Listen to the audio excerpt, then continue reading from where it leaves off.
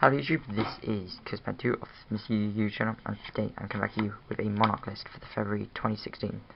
So this is what I'm testing at my locals, and I thought I'd come and do a deck profile on it. So, not main decking Caius Mega, and there's a few changes that I had in there, sorry about that. I added for my locals, playing at local level, and I'll say the changes that I make for this deck once, and if I go to regionals, so let's jump straight into it.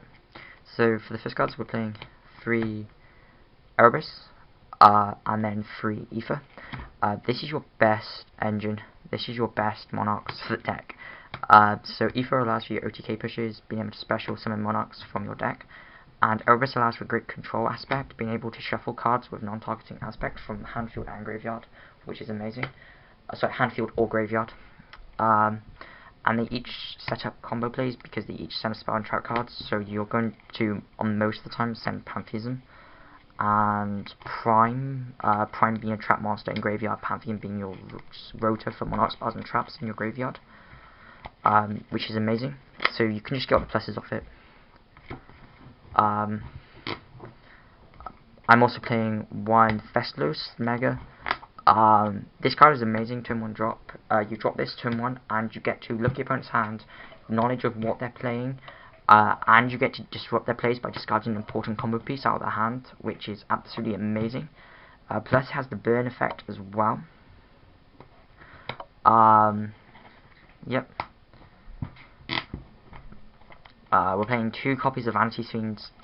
In my opinion, Vanity Fiend is a better turn 1 drop than Majesty Fiend, so I'm only playing 1 Majesty Fiend, whereas I'm playing 2 Vanity Fiends, so that just adjusting the camera. So yeah, I'm playing 1 Majesties on top of that, because I think Vanities is a better turn 1 drop over Majesties.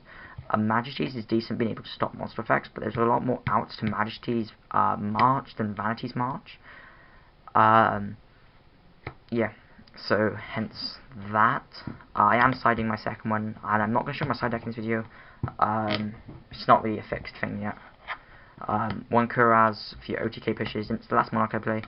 Many people are playing 2 of this. I only decided to play 1, because you only want to see it when you go for the OTK push, or you're trying to control with Ether on their turn. Yep.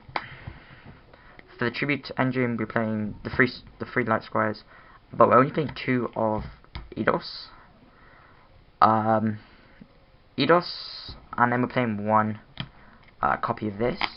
I was testing this over the third one of this,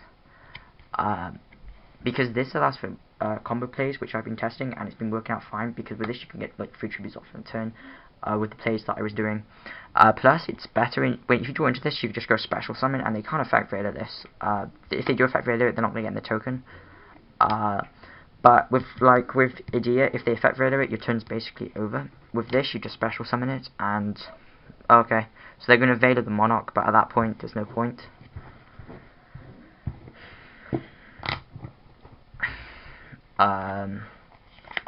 Okay, so we're playing the 3 Pantheism.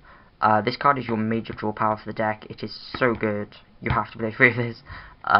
You basically go +1 off this. If you successfully resolve this, you go +1, which is absolutely crazy. You basically discard a Monarch spell with this, you draw 2, and then you can banish it to search for another one. You reveal 3, your opponent adds 1.